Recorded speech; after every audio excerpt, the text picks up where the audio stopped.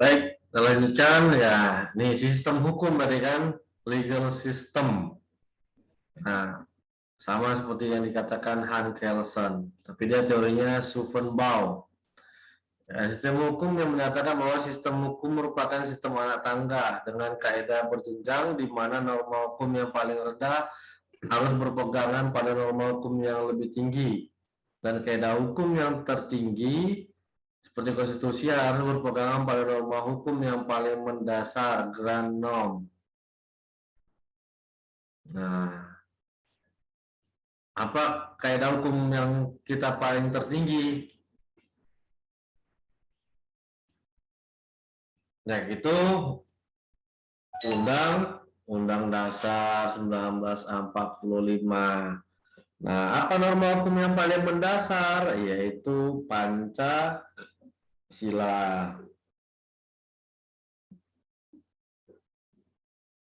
Seperti itu. Nah, tata urutan peraturan perundang-undangan dimulai dari masa Orde Lama sesuai dengan ketetapan MPRS nomor 20 tahun 66 tentang sumber tertib hukum Republik Indonesia dan tata urutan peraturan perundang-undangan. Kita lihat bahwa di urutan pertama ada Undang-Undang Dasar Negara Republik Indonesia tahun 1945. Yang kedua ada ketetapan MPR. Di bawah ketetapan MPR ada undang-undang atau peraturan pemerintah pengganti undang-undang yang disingkat dengan Perpu.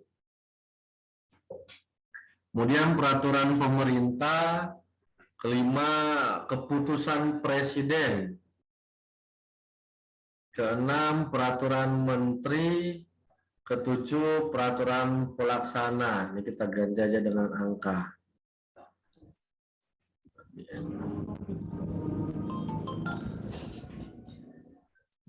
Nah,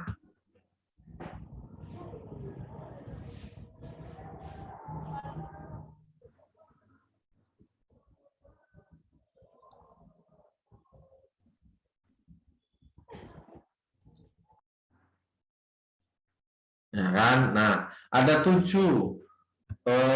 hierarki peraturan perundang-undangan kita pada tahun 66 berdasarkan ketetapan MPRS nomor 20 tahun 66.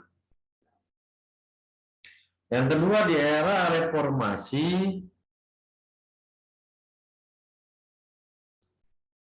dirubah berdasarkan TAP MPR nomor 3 tahun 2000 yang menggantikan TAP MPRS nomor 20 tahun 66.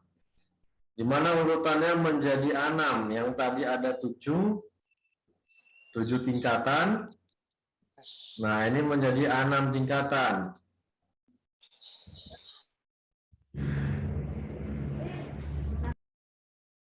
Yang pertama ada tetap Undang-Undang Dasar 1945 itu tidak bisa digeser karena dia merupakan hukum tertinggi. Yang kedua di bawahnya ada ketetapan MPR. Ketiga undang-undang. Nah, ini dipisah. Perpu itu di bawah undang-undang. Kalau yang 66 sejajar dengan undang-undang Perpu itu. Nah, tahun 2000 dia dibawa daripada undang-undang. Yang kemudian ada peraturan pemerintah, yang keenam peraturan daerah. Nah, di sini tidak ada peraturan daerah di tahun 66. Nah, di tahun 2000 sudah ada peraturan daerah. Nah, peraturan pemerintah tetap sebagai peraturan pelaksana daripada undang-undang. Nah, dikerucutkan yang hilang di 66 adalah peraturan menteri, keputusan presiden, peraturan pelaksana. Nah, 567 ini dihapuskan.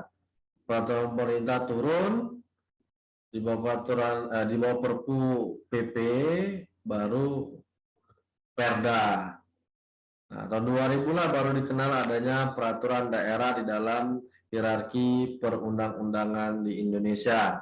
Kemudian TAP MPR nomor 3 tadi dirubah oleh Undang-Undang nomor 10 tahun 2004. Adapun urutannya dikerucutkan lagi. Ya kan? Ini malah menjadi 5, tadi A6. Nah, ini 5, 7, 6, 5, ya kan? Yang pertama tentang Undang-Undang Dasar, nah kemudian dikembalikan posisi Perpu sejajar dengan undang-undang. Yang ketiga, peraturan pemerintah, nah kemudian peraturan presiden. Nah, di sini di tahun 2000 peraturan presiden dihapuskan, ya kan? Di tahun 66 dia keputusan presiden, di tahun 2004 dia menjadi peraturan presiden. Di bawah peraturan presiden ada peraturan daerah. Nah, jadi 2000 ke 2004 4 tahun posisi Perpu sejajar dengan undang-undang. Kemudian keputusan presiden dirubah menjadi peraturan presiden. Nah, peraturan daerah sebagaimana dimaksud pada umumnya meliputi peraturan daerah provinsi dibuat oleh Dewan Perwakilan Rakyat daerah provinsi bersama dengan gubernur. Perda kabupaten kota dibuat oleh DPRD kabupaten kota bersama bupati atau wali kota. Peraturan desa atau peraturan yang setingkat dibuat oleh Badan Perwakilan Desa atau nama lain bersama dengan kepala desa atau nama lainnya. Dari 2004 diubah, ya kan, dibatalkanlah Undang-Undang Nomor 10 tahun 2004. Berarti ada 7 tahun kemudian baru terjadi perubahan undang-undang tentang pembentukan peraturan perundang-undangan. Digantikan dengan Undang-Undang 12 tahun 2011. Nah, dari 2004 dikurangi 5, ya kan, ada 5. Nah, di dalam Undang-Undang 12 tahun 2011 ada 7. Yang pertama, Undang-Undang Dasar.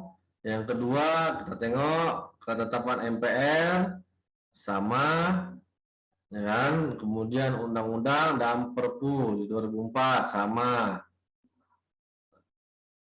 Kemudian peraturan pemerintah sama. Nah, peraturan presiden sama. Nah, di sini ketetapan MPR di 2004 dihilangkan. Di 2011 dimunculkan kembali ketetapan MPR itu.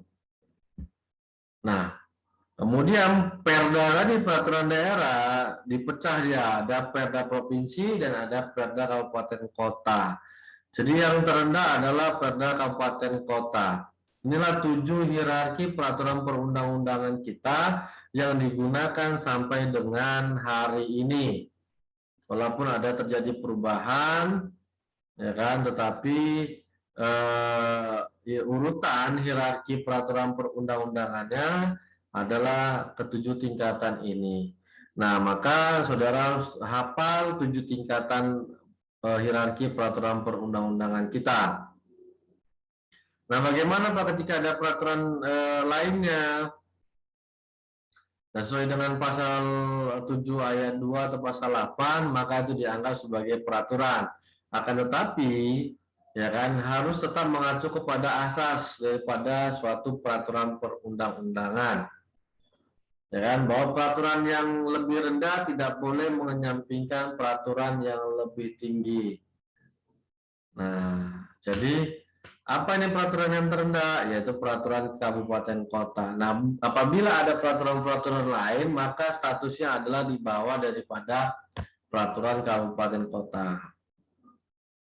Namun tidak disebutkan, hanya 7 yang pokok inilah yang disebutkan di dalam undang-undang menjadi hierarki yang utama untuk peraturan perundang-undangan di Indonesia.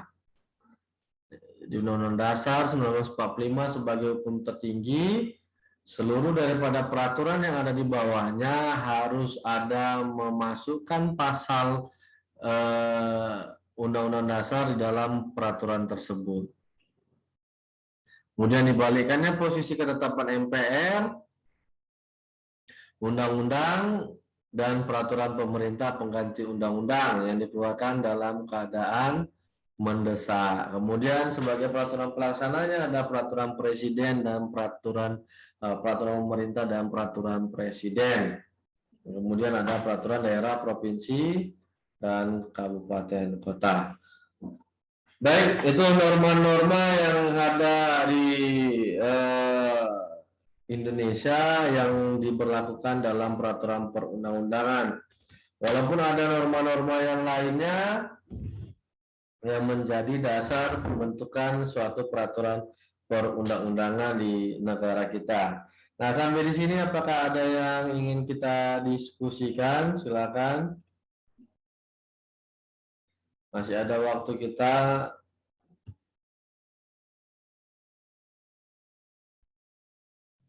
Bagaimana? Menrova, apakah ada yang ingin didiskusikan? Mana nih ya Beriman Menrova? Tidak, Pak. Oke, Bintang yang lagi di jalan. Tidak ada, Pak. Pas. Oke, Arif. Tidak ada, Pak. Rizky. Nah, saya tanya nih satu ya kan. Mana Rizky, Devi? Ini lagi apa ini? Mandi. Bulan Rizka, apakah ada yang mau didiskusikan? Tidak ada, Pak. Tidak ada. Nah, ini Mika, bagaimana? Ada nggak yang mau didiskusikan? Tidak ada, Pak. Untuk Tidak ada, Pak. Loko. Tidak ada, Pak. Oke, berarti pas semua ya. Nanti kalau ada yang ingin ditanyakan, kita bisa gunakan forum diskusi yang ada di alert nih. Oke, baik. Saya rasa untuk pertemuan hari ini kita padati sampai di sini. Kita akan bertemu lagi di minggu depan dengan frekuensi yang berbeda, dengan mata kuliah yang sama. Selamat sore, sampai jumpa lagi. Tetap sehat selalu. Assalamualaikum warahmatullahi wabarakatuh. Waalaikumsalam warahmatullahi wabarakatuh.